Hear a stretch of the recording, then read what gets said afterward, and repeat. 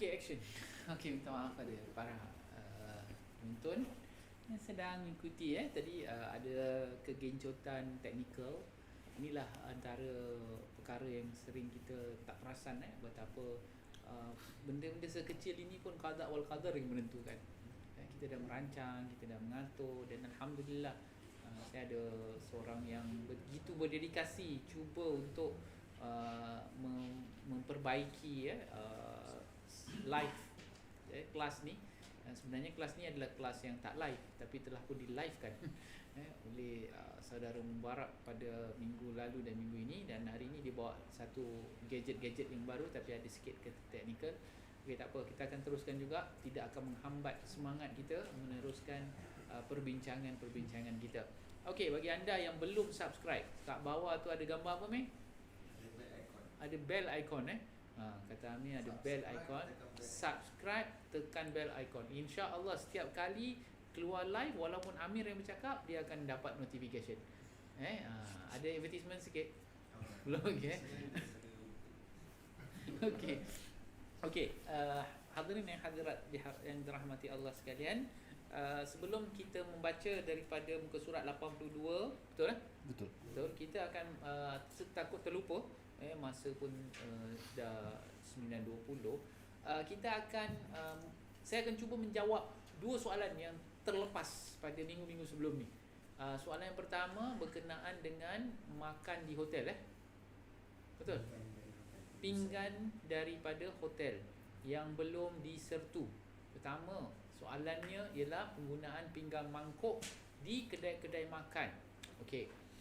Penggunaan pinggan mangkuk yang sebelumnya diletakkan bahan-bahan yang boleh kita katakan najis. Apa agaknya yang ada kalau kat hotel tu yang najis? Ada khinzir khinzir babi lah senang cakap di pinggan yang pernah digunakan untuk menghidang daging babi. Okay. Kemudian kita hadir pada satu majlis ataupun kita dihidangkan makanan yang bukan babi. Kadang-kadang dia separate kan untuk Muslim guest, for example kita dijemput ke majlis perkahwinan ke. Sekarang ni tak ada sekarang ni belum banyak majlis kadang-kadang yang sebelum ni kita dijemput oleh teman-teman kita yang bukan beragama Islam untuk menghadiri majlis perkahwinan, majlis pernikahan dan sebagainya. Lalu diagihkan, di separate dipisahkan kita dengan satu table untuk Muslim guest. Dan hotel tu bukan hotel yang certified kitchen, halal kitchen. Okey. Di Singapura ni boleh kira kan hotel yang really certified as halal. Jadi bila kita berada di majlis itu, boleh tak kita makan sedangkan pinggan mangkuknya tu tidak disertu? Macam mana? Agak-agak boleh makan tak? Tapi makanannya dikatakan halal. Dia hidangkan kita ikan, dia hidangkan kita benda-benda yang halal lah. Adakah boleh untuk kita memakannya ataupun tidak?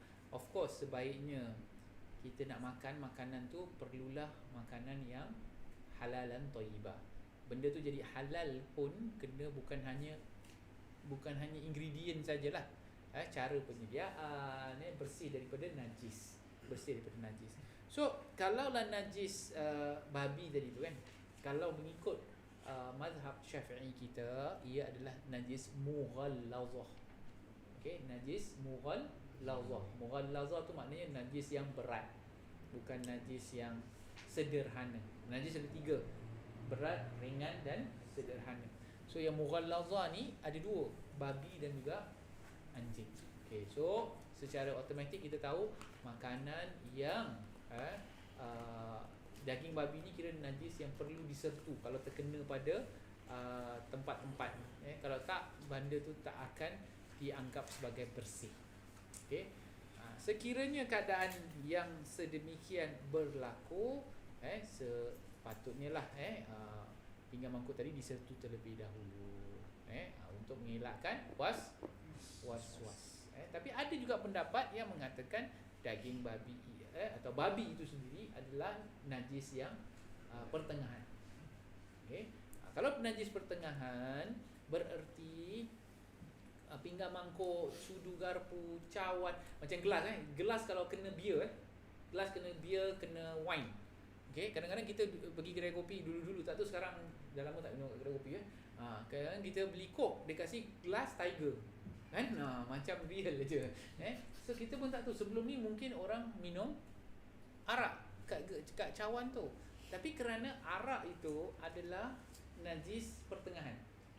Okey, jadi bila najis pertengahan, dia cuma perlu dibasuh sehingga hilang bau, warna dan rasa.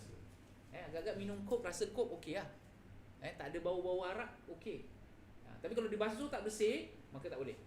Sebab dia masih lagi ada najis. So tak ada isu. Tak ada isu kalau kita minum minuman yang sedemikian lah. Tapi kalau pinggan mangkuk ni, pinggan mangkuk, hatta kalau kita pergi chalet for example.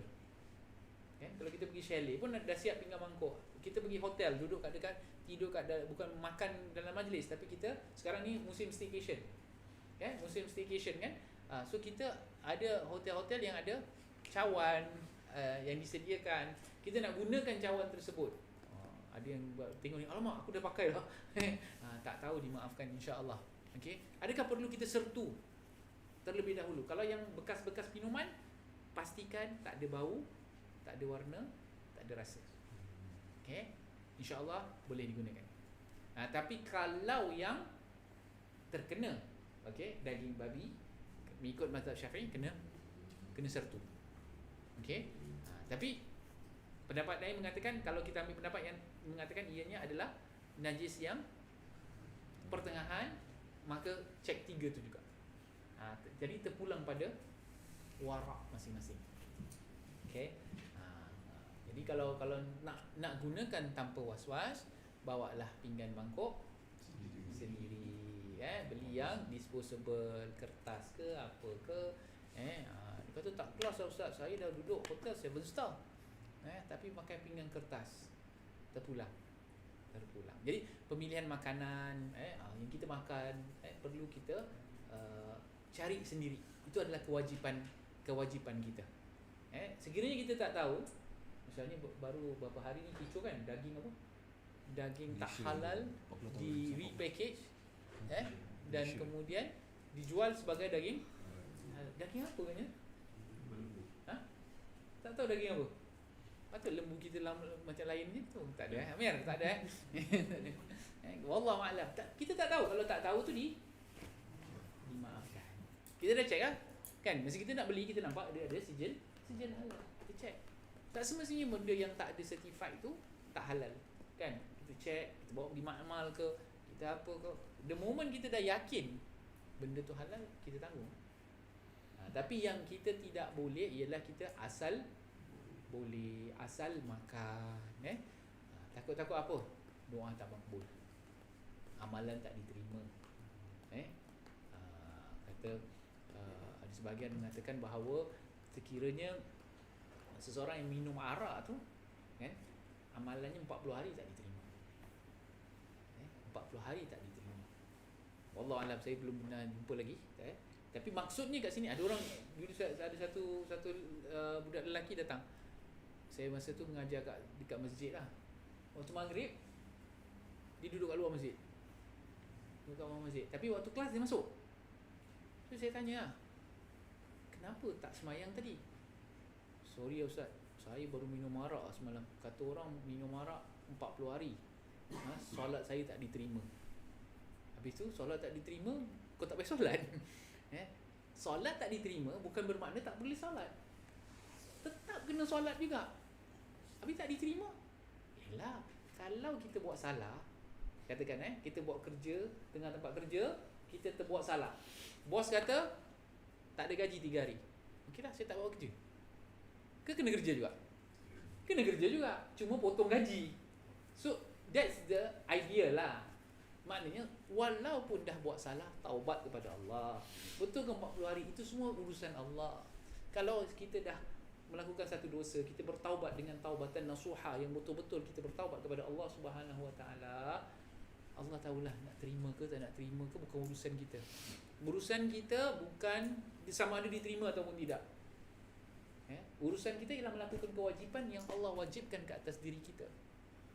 Kita tak tahu diterima atau tak. Dan orang pun tak boleh yakin, oh dia orang baik, dia punya amalan diterima, saya tak. Siapa tak ada.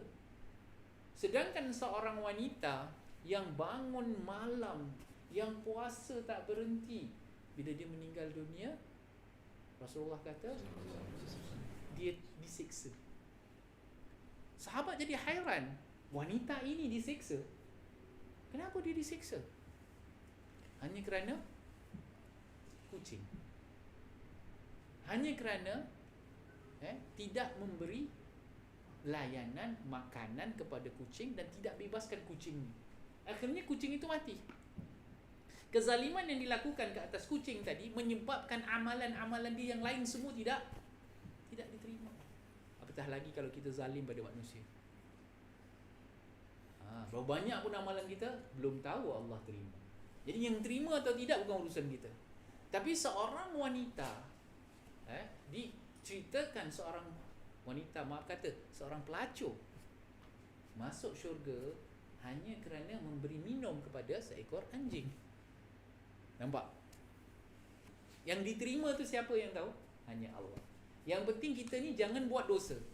Yang penting kita ini jangan putus asa untuk melakukan kebaikan dan kewajipan. Jangan kita sesekali lalai. Kalau tergelincir, tersalah, tersilap, balik ke pangkal jalan, kembali kepada Allah, insya-Allah akan diperbaiki dan Allah akan menerima. Banyak kisah-kisah lain di mana seorang yang dah membunuh ramai orang akhirnya masuk syurga. Seorang yang amalannya bukan main lagi, kerana tergelincir pada akhir hayatnya dimasukkan ke dalam neraka. Semua tu urusan Allah. Urusan kita buat apa yang Allah suruh, tinggalkan apa yang Allah larang. Cakap pasal kucing, soalan kedua berkaitan dengan bulu kucing. Okey. Adakah apa soalan ni? Siapa yang tanya tu saya?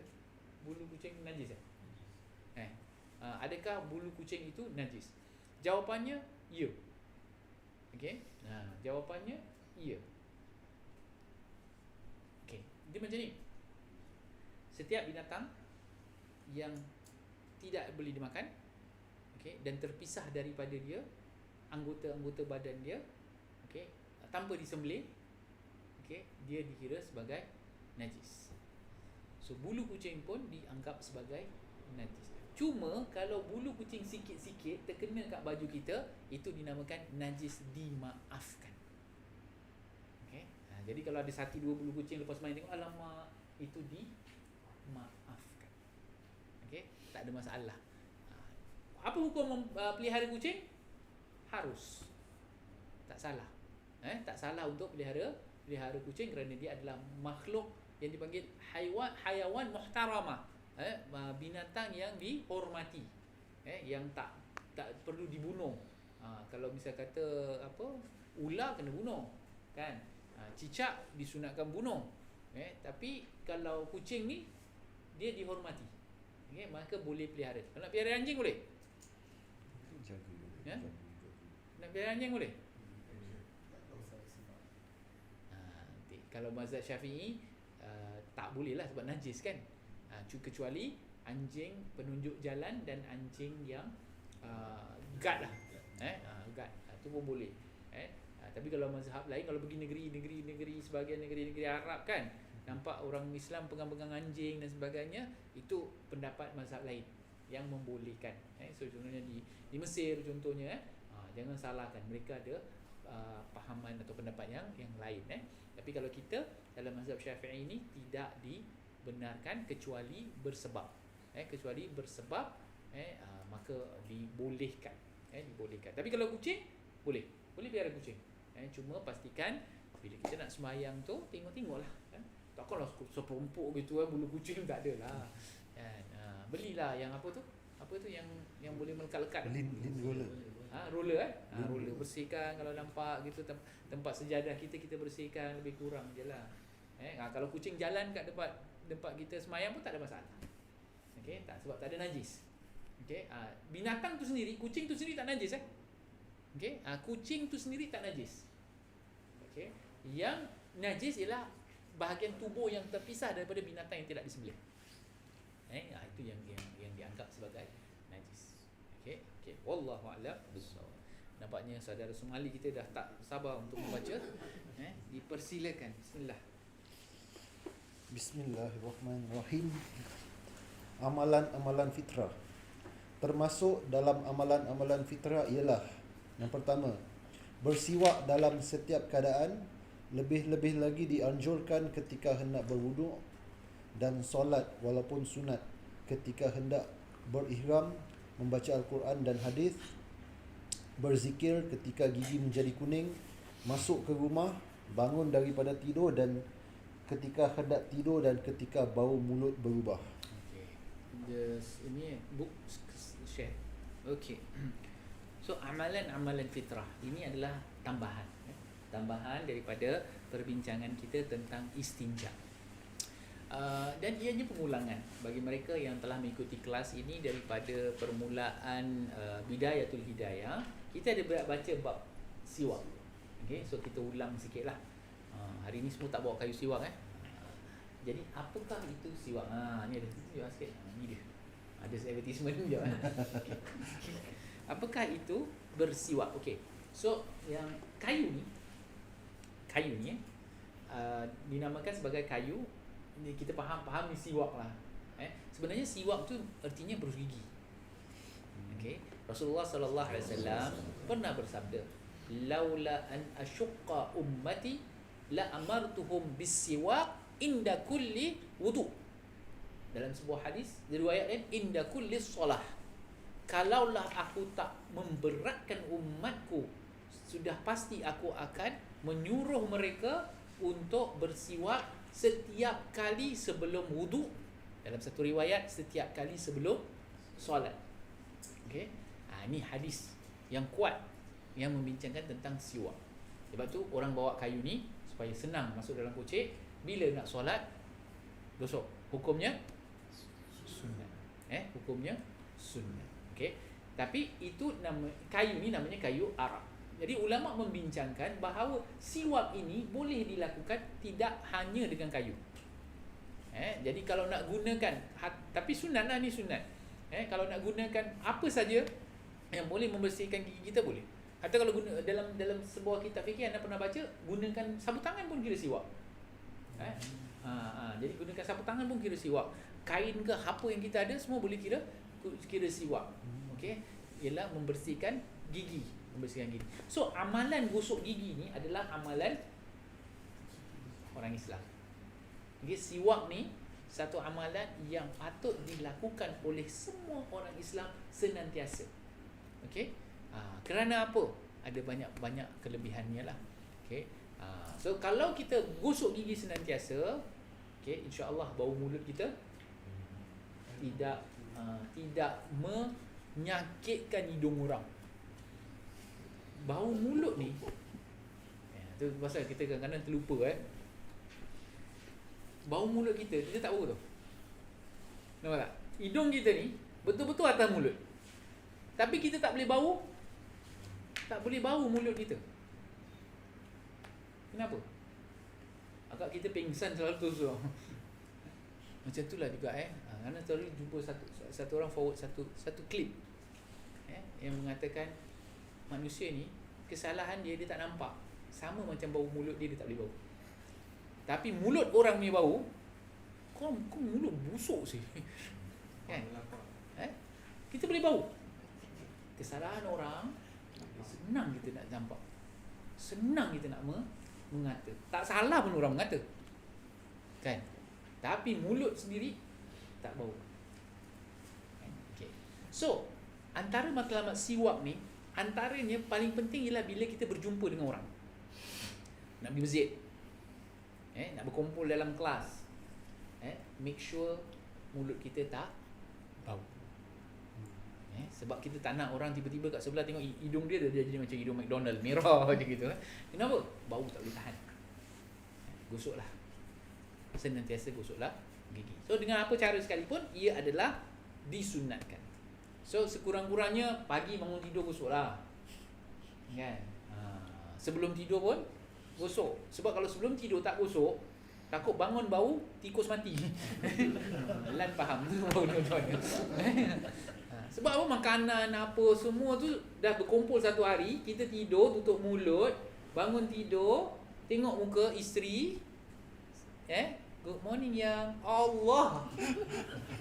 Isteri kita pengsan, rupanya tak bangun pasal bau mulut kita. So make sure basuhlah mulut tu, itu sunnah. Itu adalah sunnah. Jadi kat sini dikatakan hendaklah dilakukan ketika berwuduk, ketika solat. Okey, walaupun solat sunat. Jadi kalau kita ada kayu miswak tadi, senantiasalah kita gunakan. Ketika berihram, membaca Al-Quran, membaca hadis, ketika berzikir, ketika gigi menjadi kuning. Jaga orang Islam, kalau boleh jaga gigi jangan sampai kuning, jangan sampai ada makanan yang terselit. Jadilah orang yang bersih. Jadilah orang yang bersih. Ketika masuk rumah, bangun daripada tidur, hendak tidur ketika bau mulut berubah. Malahan kalau kita puasa, kita pernah dengar kan, puasa, mulut bau orang yang berpuasa tu lebih harum daripada bau kasturi di sisi Allah. Di sisi manusia tetap kusut. Jadi di sisi Allah. Tapi itu pun lepas sahur, maksudnya supaya memastikan yang kita boleh maintain. Dan itu pun kita masih lagi boleh bersiwak sebelum zawal, sebelum matahari tergelincir masih okey. Cuma makruh lepas matahari tergelincir. Okey, so masih okey lagi. Cuma bila berus gigi semasa berpuasa itu, berhati-hati jangan tertelan bahan-bahan daripada luar. Okay, bila tertelan bahan-bahan dari luar, dia jadi batal. Dia jadi batal. Okay, so pertama sekali tadi, antara amalan-amalan fitrah sebagai seorang mukmin, walaupun ianya bukan wajib, pertama banyakkan atau biasakan untuk bersiwak. Kedua, memakai minyak wangi sekali-sekala. Ini semua antara fitrah-fitrah bila kita jumpa orang. Jadi bila sesekali tu pakailah minyak wangi. Okey.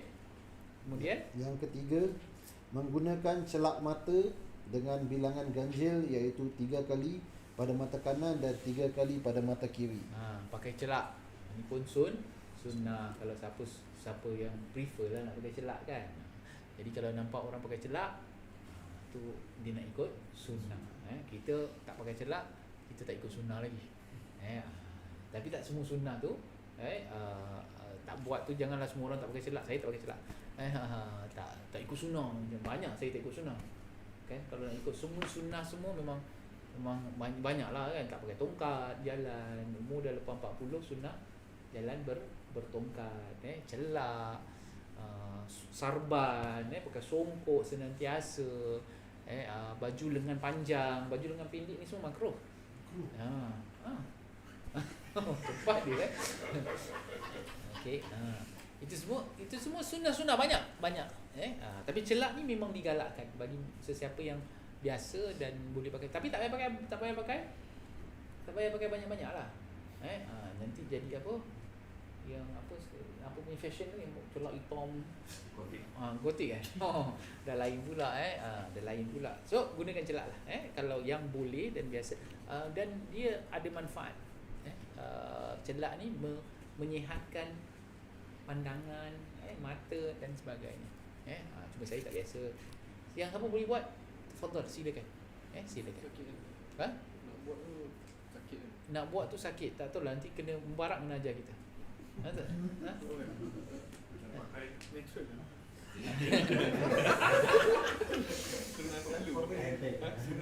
Wallahu alam, dia tak tahu, kena ada teknik dia lah kan. Ada teknik dia. Nanti siapa-siapa yang boleh bercelak mungkin boleh ajar kita teknik-teknik dia dan celak yang macam mana. Celak yang macam mana. Okey, so gunakan celak mata itu adalah antara fitrah. Seterusnya, yang keempat, menggunting misai dan memotong kuku. Terus, kelima, mencabut bulu ketiak dan memotong bulu-bulu di kemaluan. okey. So menggunting misai, potong kuku, ini semua adalah fitrah-fitrah untuk kita nampak presentable lah. Sebagai seorang mukmin, sebagai seorang muslim, kita ni jangan nampak macam orang yang tak terurus. Okey, tengok nak potong misai, janggut trim macam Amir gitu kan. Mencabut bulu ketiak tu, yelah maknanya jangan biarkan bila, yelah kadang-kadang pakai baju dengan pendek gini kan, naik bas gitu angkat tangan kelihatan terkeluar gitu kan. So itu semua disuruh bersihkan. Lagi satu, tangkap pelur kan. Bila tangkap pelur dia jadi bau. Bila jadi bau, orang kat sebelah semua tak selesa kan. Jadi itu yang kenapa disunnahkan. Okey, memotong bulu-bulu di kemaluan. Ini semua disunnahkan. Sekurang-kurangnya 40 hari sekali. Gunting semua yang bersih dan sebaik-baiknya dilakukan pada malam Jumaat, sebab hari Jumaat nak pergi sembahyang Jumaat. Okey, so potong kuku, potong rambut, cukur misai, trim, semua tu biar nampak handsome. Bagi yang lelaki biar nampak masya-Allah gitu. Jangan tangkap handsome. Itu yang masalahnya. Okey, biar nampak rapi. Ini orang Islam lah. Kan, orang Islam. Jadi kita kena buat. Seterusnya yang keenam, menyikat rambut. Sikat rambut ni sunnah. Jangan biar rambut serabai. Okey, rambut tu mesti disikat supaya apa?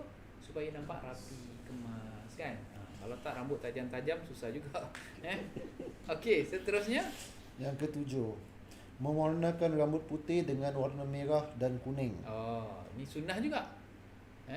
Bagi mereka-mereka yang dah ada rambut putih, boleh sunnahnya. Untuk jadi kalau nampak macam ulama-ulama rambut apa dia taruh inai merah kan, dan sebagainya, itu kerana mengikut sunnah Rasulullah sallallahu alaihi wasallam. Gunakan inai lah.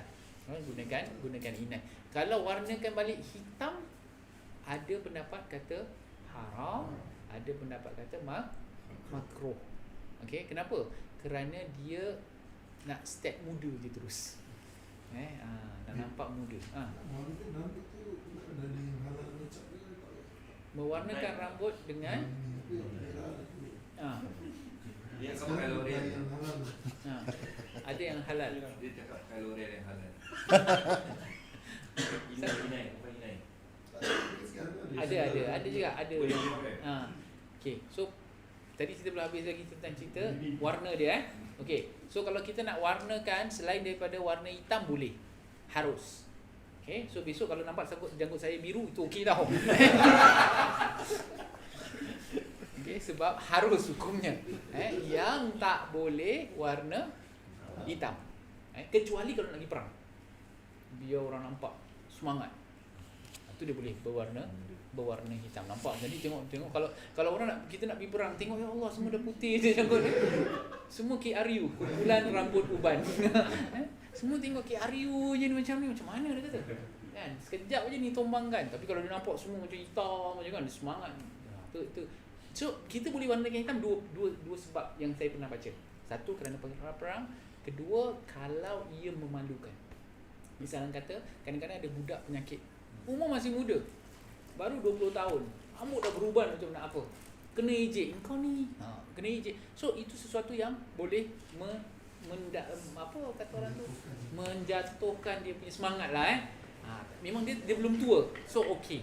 Tapi kalau yang dah tua, bukan tua lah, yang dah beruban-uban ni, sedarlah diri kita. Okey, so kalau kita nak warnakan dengan warna merah, hatta kalau dark brown pun masih okey lagi. Okey, blonde boleh lagi Tapi tengoklah kena tak muka tu kan. Boleh. Boleh. Okey, so ikut warna boleh, tapi dengan syarat jangan warnakan rambut kerana mengikut trend. Jadi dia ikut trend-trend lah semua. K-pop kan rambut semua highlight sana, highlight sini kan. Itu niat dah salah. Okey, kita tidak boleh menyerupai kaum lain. Kita tak boleh menyerupai kaum lain jadi kita kena elakkan daripada begitu. Jadi kalau gunakan warna merah atau warna kuning itu sunnah. Kalau tak nak warnakan pun boleh. So ada pendapat Dalam hadis pun ada kalanya mereka nampak Rasulullah punya uban. Ada kalanya dia nampak Rasulullah menginaikan rambutnya. So tidak ada masalah untuk mewarnakan rambut tadi. Kemudian soalannya, bahan yang digunakan. Okey, bahan yang digunakan mestilah dipastikan tidak menghalang air. Okey, bahan yang tidak menghalang air. So kalau color pakai pen marker gitu kan, permanent marker, dia air tak boleh kena lah. Bila air tak boleh kena, kalau mandi hadas, air tak lalu. Jadi dah jadi masalah kat situ. Okey. So gunakan bahan yang tidak tidak menghalang air. So kalau inai ni dia serap, dia bukan kat luar, dia kat dalam. Okey. Kalau pewarna ni, tengoklah yang macam mana. Saya pun tanya juga dengan pakar-pakar rambut. Diorang pun tak boleh nak bagi tahu yang mana. Okey, walaupun ada tanda halal. Yang tanda halal tu yang saya difahamkan, bahan-bahannya tidak ada yang najis. Jadi boleh katakan dia itu tidak bernajis lah. Tapi sama ada dia menutup rambut ataupun tidak, wallahu alam, saya tak berani nak cakap apa-apa. Okey. So pastikan yang dia itu bukan bahan yang menghalang air. Kalau dia tidak menghalang air, so yang paling safe plant based, organic, henna base and all that lah, tu yang inai dan sebagainya, itu yang dibolehkan. Okey. So sekarang ni macam-macam lah teknologi. Ada yang shampoo, kita pakai shampoo terus dia boleh hitamkan rambut kita. Ada yang dengan kulit-kulit tu hitam, bukan rambut dengan kulit-kulit dihitamkan. So yang penting ialah penggunaannya dipentingkan. Begitu juga kalau wanita, isteri di rumah yang nak suaminya nak isterinya kelihatan cantik, kelihatan muda, suami boleh meminta isteri untuk mewarnakan rambut. Okey, boleh meminta isteri untuk mewarnakan rambut. Okey. Dan isteri pun kena minta izin lah kan, sebab rambut dia untuk suami dia je lah, untuk dalam rumah. Itu semua dibenarkan, dibolehkan. Cuma bagi lelaki berhati-hati bila nak gunakan, niatnya apa. Okey. Terus yang ke-8, perempuan yang sudah berkahwin memakai inai pada kedua tangan dan kaki. Ini tanda dah kahwin lah. Tanda dah kahwin, jadi orang tak kacau. Kemudian yang ke-9, makruh mencukur sebahagian rambut dan meninggalkan sebahagian yang lain, mencabut uban dan mencabut janggut, berjalan dengan satu kasut atau selipar dan memakai selipar sambil berdiri. Ini dia semua daripada kitab Muqaddimah Al-Hadramiyah. Mencukur sebahagian rambut dan meninggalkan sebahagian yang lain. Maknanya apa? Pang. Sebelah Gitu. gentleman haircut ya? Lain-lain tak boleh. Okey. Macam apa?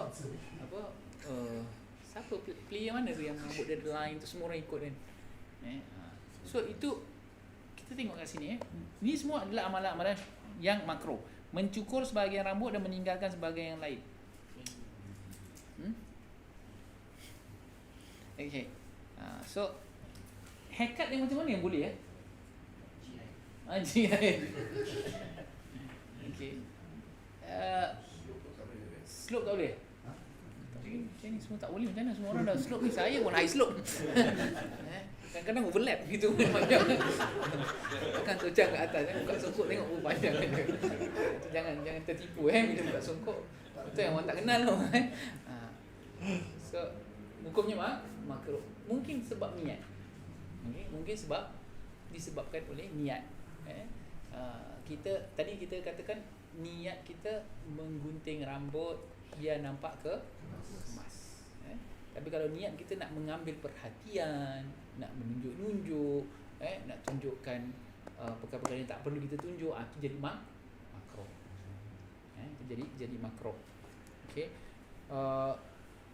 Kalau cukur botak boleh? Tahallul dia terus. Boleh? Lain kata boleh.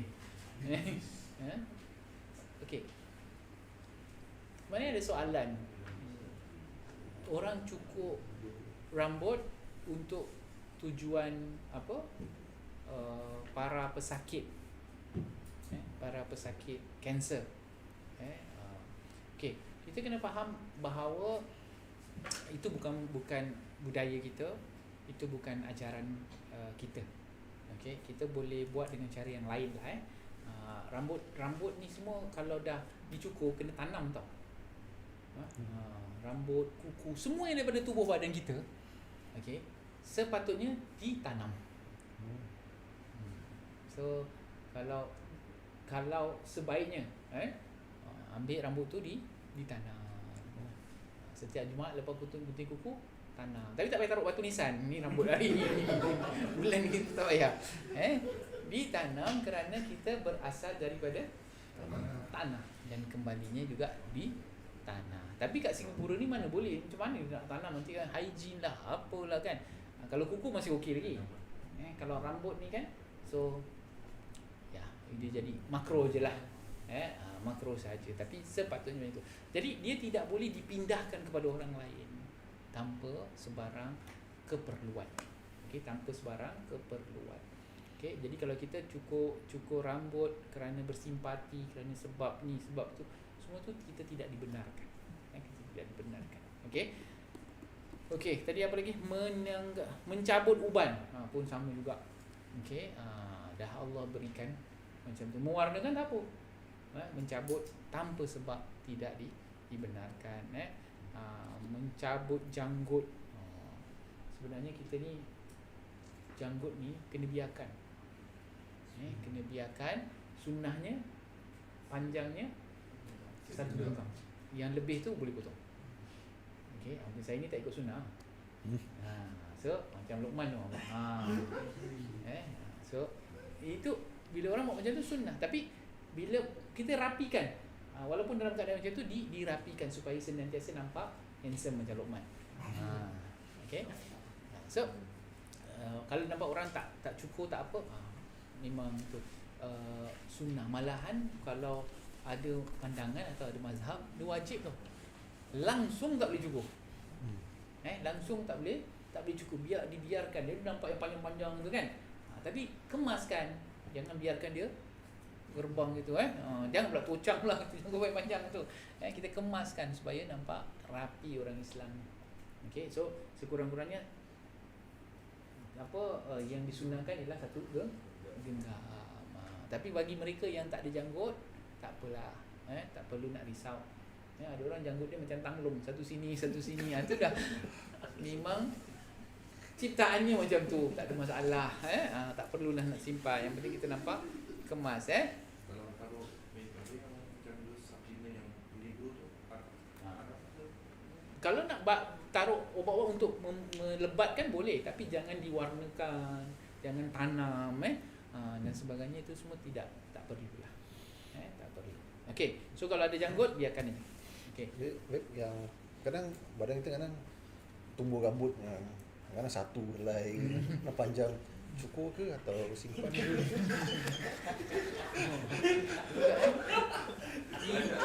Ibu Ibu badan dia tak ada apa-apa, tu satu je. Isteri tengok pun ni abang. Okey. Tak ada masalah lah. Tak ada orang pun tahu So tak selera saya tengok Saya tengok tak selera. Ya Allah. Jadilah ada satu tak ada. Okey. So tak ada masalah untuk dibersihkan. Okey. Berjalan dengan satu kasut atau satu slipper.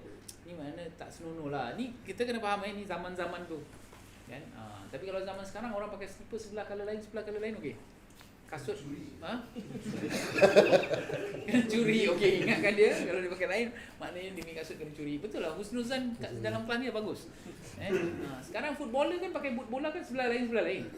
Kan? Tak cukup duit. Nampak kena curi, nampak. Okey. Itu maknanya tak senonoh lah memakai perkara-perkara yang tak senonoh tadi. Memakai slipper sambil berdiri. Ini saya tak faham apa maksud dia. Mungkin nak pakai kasut tu biar duduk wallahualam. Tu saya tak berani nak kupas panjang lebar. Okey, kita ambil je lah apa yang yang ditukil daripada kitab Al-Muqaddimah Al-Hadramiyah. Saya cuba tengokkan dia punya syarahnya. Okey, kemudian sikit lagi baca faedah. Faedah kelebihan bersiwak. Selalu bersiwak akan memudahkan roh keluar ketika sakratul maut. Oh, ni menurut kitab I'anatul Talibin. Okey, roh kalau nak keluar daripada badan kita ni sakit. Okey, sakit sangat-sangat. Okey. Cuba cabut kuku, sakit tak? Ha? Tak payah cabut kan, kadang-kadang terkena sikit, terkupas sikit je dia merana macam kuku tu dia melekat dengan daging kan. Tapi still masih boleh terlepas Roh ni dia lagi melekat dengan daging kita. Lagi melekat dengan kulit kita. So bayangkan macam mana kita tarik. Uish, dia punya sakit. Saya pun tak tahu macam mana tapi itu yang dia kabarkan. So menurut kitab I'anatul Talibin, orang yang selalu bersiwak, insya-Allah rohnya senang keluar. Rohnya senang keluar. Terus Faedah keadaan minyak wangi. Sunat menggunakan minyak wangi yang tidak kuat warna tetapi kuat baunya bagi lelaki. Bagi perempuan pula, sunat yang kuat warna tapi tidak kuat baunya. okey. So kalau kita tengok daripada kitab Al-Adab ni, lelaki sunatnya biar wangi selalu. Okey, lelaki biar wangi selalu. Tapi kalau perempuan tidak boleh wangi sangat. Tidak boleh wangi sangat sebab menarik perhatian. Seperti mana kita katakan bahawa kalau lelaki wangi, perempuan tak begitu tertarik. Jarang-jarang. Mungkin adalah kalau isteri kita nak kita wangi lah. Kan? Sebab dia nak dekat dengan kita dan sebagainya. Itu memang sunat supaya kita wangi. Bagi isteri juga, untuk suami biar wangi. Kalau keluar rumah jangan wangi. Kecuali yang perlu. Kecuali yang perlu. Sebab mungkin ada bau badan. Kan? Jangan sampai bau dia kuat sangat kan. Jadi kalau untuk wanita pakai minyak wangi, pakai bedak sikit-sikit, hilangkan bau badan dan sebagainya, itu dibolehkan. Tapi bagi lelaki biar wangi. Biar senantiasa berada dalam keadaan wangi. Jadi nak pakai minyak atar ke, nak pakai perfume ke, nak pakai body spray ke, lelaki is okay. Untuk mewangikan diri. InsyaAllah tak ada orang hantar bunga. Kalau perempuan takut ada orang ikut, terbau, tercari dan sebagainya kan. Kita lelaki tahulah, orang perempuan dia tak tahu. So masalahnya itulah masalahnya, macam mana nak cakap lelaki tahu apa yang dia nak, perempuan tak tahu. Dan bila tanya lelaki, semua lelaki action baik lah kan. Tapi sebenarnya lelaki tahu bagaimana dia tertarik dengan bau-bauan. Malahan setiap minyak wangi yang dijual tu kan dibuat kajian. Dikaji dulu perempuan suka bau yang macam mana, lelaki suka bau yang macam mana, supaya menarik perhatian. Itu yang jadi dosa. Itu yang jadi dosa. Jadi kita kena elakkan daripada menggunakan bau-bauan yang terutama wanita lah, yang menarik perhatian lelaki. Jadi saya nak ingatkan kaum wanita, mungkin anda memakai minyak wangi kerana diri anda, kerana anda suka pada bau-bau tersebut, sekadar untuk menghilangkan bau di badan dan kegunaan. Sebab kita punya hidung tak bau tau. Kita pakai macam ni kuat pun hidung kita tak boleh bau. Kita rasa macam tak cukup. Sampai satu botol 2 hari habis. Sebab rasa tak cukup. Tapi orang lain bau. Orang lain boleh bau dengan kuat sekali. So pastikan yang menggunakan minyak wangi yang ala kadar sahaja, supaya tidak menimbulkan fitnah. Wallahu a'lam bishawab.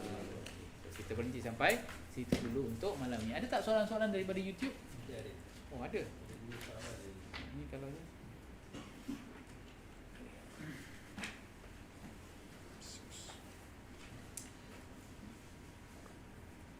Celak ismit saja yang sunnah atau yang lain-lain pun? Okey, of course lah, kalau bahan celak tu di sini dikatakan yang dikatakan sunnah itu perbuatannya. Okey, perbuatannya iaitu menggunakan celak mata. Of course, celak yang Allah Alam di celak ismi ni yang memang digunakan untuk kebaikan mata dan sebagainya, itu lebih lagi lah. Sementara yang lain-lain pula, kalau ianya sekadar menggunakan dan bahan-bahannya okey, dia jadi sunnah juga. Dia jadi sunnah juga. Cuma sebaiknya lah, sebaiknya pakai apa? Macam kita pakai minyak wangi kan, pakailah apa je minyak wangi. Orang nak pakai minyak oud, adakah itu lebih baik daripada minyak wangi lain? Tak semestinya. Tapi dikatakan bahawa oud ini ada kesan-kesan yang lain, maka kita gunakan. Nak tanya, kalau rambut panjang untuk lelaki, kalau rambut diikat macam tocang tinggi ke atas semasa solat, haram tak diikat dan menutup, menyembunyikannya dengan memakai songkok? Banyak Syam hari ni soalan. Okey, pertama sekali, lelaki berambut panjang boleh tak boleh? Cepat semua boleh sunnah jawi. Okey, shoulder length ikut sunnah. Okey. Tapi yang tak boleh ialah lelaki menyerupai perempuan. Yang tak boleh, kalau dah rambutnya panjang sangat sampai menyerupai perempuan, maka tidak patut. Lepas tu orang jawab, tak, dulu saya pun nak panjang juga. Orang pun tanya juga, oi, kan perempuan patut tak boleh tunjuk rambut kan? Perempuan patut pakai tudung, yang dia boleh tunjuk rambut apa? Lelaki patut rambut panjang. Baru apa dia kata? Baru wrong. Okey. So macam mana nak jawab? So dikatakan diikat macam inilah. Kita berambut panjang untuk apa? Okey. Untuk apa? Kita berambut pendek untuk apa? Kita potong rambut untuk apa? Okey. So ini semua perlu kita pastikan. Okay. Jangan sampai kita membuat sesuatu itu kerana budaya-budaya yang kurang sihat. Kalau kita tocang rambut tinggi-tinggi, kita sembahyang sorang-sorang, tak ada orang tengok, tak apa lah. Tak ada orang sakit hati kan. Tapi bila kita sembahyang depan orang, dalam jamaah, kita menyebabkan orang tak khusyuk, maka hukumnya makruh. Maka hukumnya makruh. Orang masalah ni rambut macam, yelah, bukan dia nak cakap dengan pasal lah, tapi kita jangan jadi sebab lah untuk orang bercakap. Itu yang sebaiknya. Okay. Kita jangan jadi sebab untuk orang bercakap. Okay. So sebaiknya kalau anda berambut panjang, pastikan rambut tu kalau boleh ikut sunnah. Pakai songkok, pakai sarban, rambutnya panjang. Itu yang Rasulullah sallallahu alaihi wasallam lakukan. Okay. Kemudian kalau nak solat, rapikan rambut, jangan sampai terkeluar kat dahi. Sebab tu kita pakai songkok ni supaya pastikan rambut kita tertutup, dan bila kita sujud, dahi kita tidak beralas dengan rambut. Kalau tak sah. Okay, kalau tak sah. Lagi-lagi sekarang kan budak-budak kan rambutnya rambut apa? Korea lah. Tempal kan kat depan tu, nak semayang macam mana, sujud gini kepala dia. Tu dah menyusahkan kan. Jadi kalau nak tu pakai songkok lah. Kenapa kita suruh pakai songkok? Supaya kita punya dahi clear bila kita nak solat. Itu antara sebabnya lah. Walaupun menutup kepala ini hukumnya sunnah. Okay? So tu dua soalan yang ada buat masa ni. Di sini ada soalan? Nazri ada soalan? Kalau kita solat outdoor, solat terus kena tarik burung. Kenapa kau tak mengelak? Kena tarik burung. Okey. Adakah solat itu batal? Okey. Najis. So kalau tahi burung tu banyak, kena semua satu badan kena tahi burung, maka batal. Tapi kalau tahi burung itu sikit aja, dan sempat ditepis, okey, tinggallah sikit kesan-kesannya, dimaafkan. Biasanya sikit lah burung kat sini. Kalau tepis tak Yelah, kalau sikit tak apa, dimaafkan. Sikit tu macam mana? Mungkin tak sebesar duit 50 sen ke 20 sen. Tu macam itu masih lagi sikit. Sekiranya banyak, maka terkena najis, batal lah. Batal dan perlu dibersihkan dahulu, kemudian boleh solat balik. Okey.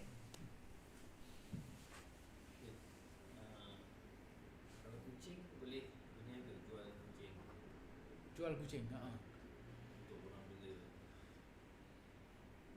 Jual beli Jual beli kucing. Boleh rasanya. Sebab dia ada harga, dia bukan najis. Dia bukan kucing sendiri, saya katakan kucing sendiri bukan najis. Okay. Binatang tak semua binatang tu najis. Jadi kalau pegang kucing tu tak ada apa-apa. Rasanya tak ada masalah. Tak ada masalah. Jual kucing, nak jual burung. Kita cek lagi lah. Tapi masa ni saya rasa macam tak ada masalah sebab dia ada bernilai, dia ada harga, dia bukan najis, dia bukan yang melalaikan. Jadi tak ada isu. Cuma mungkin orang akan tanya ialah kucing tu milik siapa? Siapa ditangkap, dia apa, dekat itu dipelihara, dia apa semua kan. Tapi rasa-rasalah buat masa ni saya rasa macam tak ada masalah. Nanti ingatkan kita cari sikit. Sebab kalau rukun-rukun jual beli tu barang-barang yang tak boleh dijual tu kalau barangnya tu najis. Kalau barang tu barang yang tidak yang melalaikan, tu macam alat-alat muzik yang melalaikan dan sebagainya, itu yang ulama katakan tidak boleh dijual. Selain daripada tu harus dihukum. Okey. Soalan tak ada? Rambut isteri kita yang gugur. Rambut isteri, Yang gugur. Adakah ia masih aurat atau rambut isteri yang gugur masih aurat. Maksudnya apa tu? pasal rambut isteri memang aurat kan. So kalau dah gugur, habis macam example kalau hari raya ke apa, is the rambut still consider aurat or Orang lain nampak ke apa? Nampak. Dah gugur dah. Orang tahu ke rambut siapa tu? if it's only kita dulu yang Tak adalah. Tak sampai situlah. Yelah, rambut yang gugur tu kalau dah angkat buang lah. Banyak rambut orang kita nampak kan. Adakah hukumnya boleh dilihat? Maksud soalannya tu apa? Dah gugur tapi orang lain nak macam hari raya orang datang, rambut isteri. Rambut isteri Jadi gitu. aurat. Kalau ia tidak disengajakan, tak ada apa, tak ada masalah lah rasanya. Yang wallahualam, mana pun tak berapa pasti sangat soalan macam yang berbentuk begini. Tapi yang kita katakan aurat tu ialah yang tubuhnya lah kan, yang masih lagi tubuhnya, dan ia menimbulkan fitnah. Dia menimbulkan fitnah. Tapi kalau bisa kata rambut-rambut yang gugur ni kita pun tak tahu siapa punya. Tak payah ambil kat rumah orang, ni rambut isteri awak tak payah.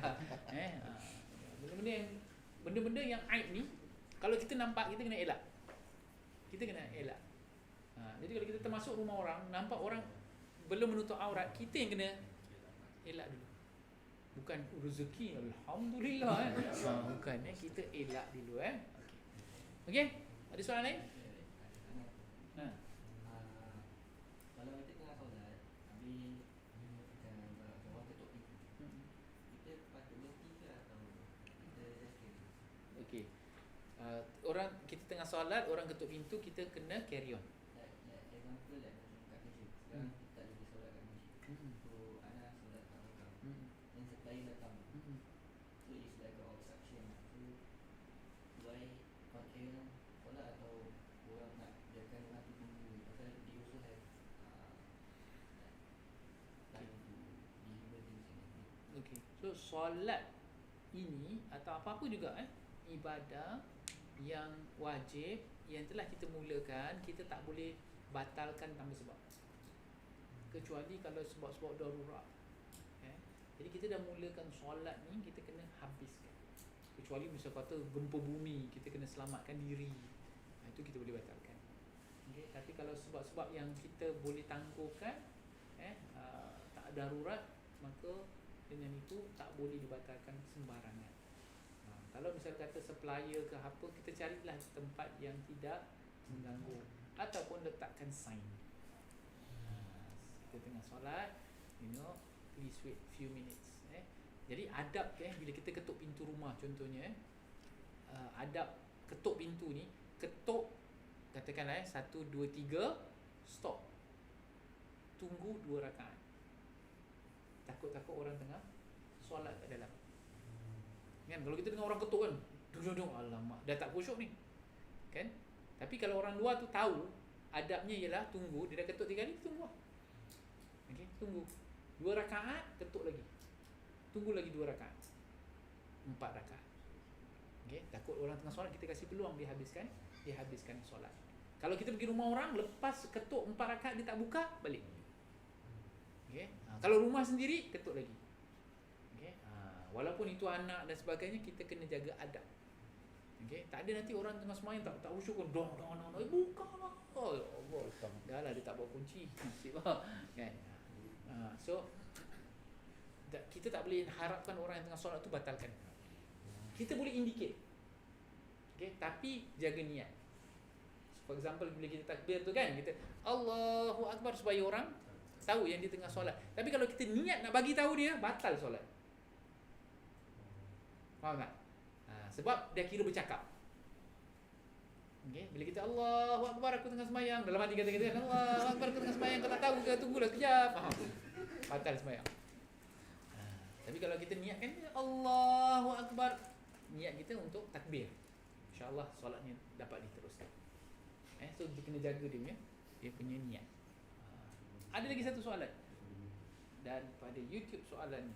Iron Mat, kalau kita kat tengah laut pergi pancing contohnya, ni kena tanya orang pancing ni, dan nak solat macam mana kita nak pastikan arah kiblat?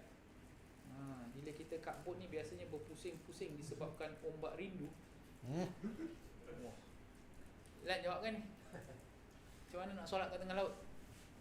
Macam mana cari kiblat? Boleh cari kiblat? Dia masa kita mulakan solat, pastikan kita menghadap kiblat. Okey. Selepas itu dia berpusing dan sebagainya, kita teruskan dia solat. Itu cara solat atas kenderaan. Okey. So make sure kita nak mulakan solat itu kita tahu arah kiblat kat mana. Sebahagian ulama kata ketika takbiratul ihram khususnya mestilah menghadap kiblat. Okey. Kemudian kalau dia berpusing, ombak rindu ke, ombak mabuk ke, ombak apa ke, teruskan aja solat tersebut. Tak payah kita nak ikut pusing. Tapi kalau boleh dapat, stablekanlah kapal tu. Kalau kita yang mengemudinya sendiri, saya tak tahu, saya tak naik kapal-kapal yang pancing ni kan, dia punya ombak macam ni saya tak tahu. Ni pakar-pakarnya tahulah. Sebab saya mabuk kalau naik itu, mabuk. Kalau naik kapal terbang pun macam itulah. Kalau kita ada tempat solat tu, first kali kita kena menghadap kiblat. Kalau naik cruise katakan, kalau kita naik cruise pun sama juga. Masa kita nak mulakan solat tu, make sure seberapa boleh kita menghadap kiblat. Lepas tu dia berpusing, kita teruskan. Wallahu a'lam. Okey, cukup kita untuk malam ni. InsyaAllah kita akan sambung lagi sesi kita pada minggu hadapan. Bagi yang menonton, ada berapa ramai? Yang belum subscribe, sila subscribe supaya dapat notifikasi. Kalau takut tahu kita termiss nak hantarkan link tersebut, insya-Allah. So dengan itu kita akan seperti biasa mengakhiri. Sebelum tu saya tengok dulu kalau ada message ke apa pada saya tentang soalan-soalan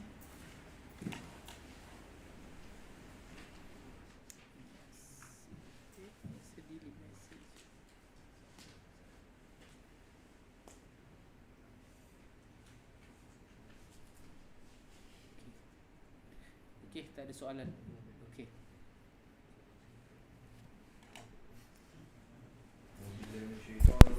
Bismillahirrahmanirrahim.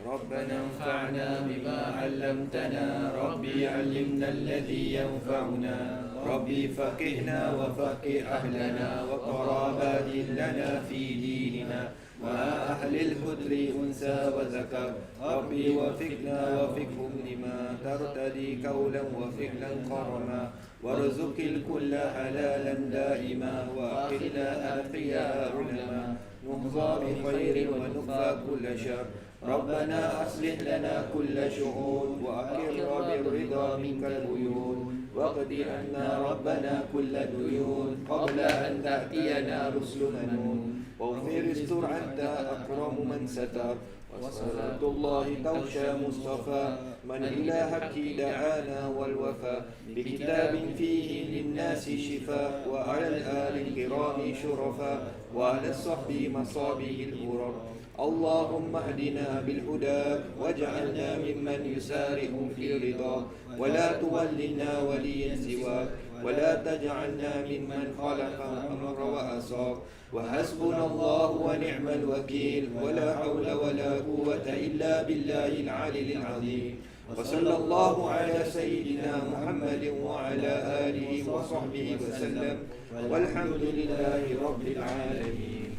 يا ربنا اعترفنا بأننا اقترفنا وأننا أشرفنا على لظى أشرفنا فتب علينا توبة تغسل كل عوبة واستر لنا عوراتي وآمن الروعاتي واغفر لوالدينا ربي ومولودينا والأهل والإخوان وسائر الخلان وكل ذي محبة أو جيرة أو صحبة والمسلمين عجما آمين رب أسمع فضلا وجودا منا لا باكتساب منا بالمصطفى الرسول نهضى بكل سول بالمصطفى الرسول نهضى بكل سول بالمصطفى الرسول نهضى بكل سول صلى وسلم ربي عليه عد الحب وآله وصحبه عدادة الشكر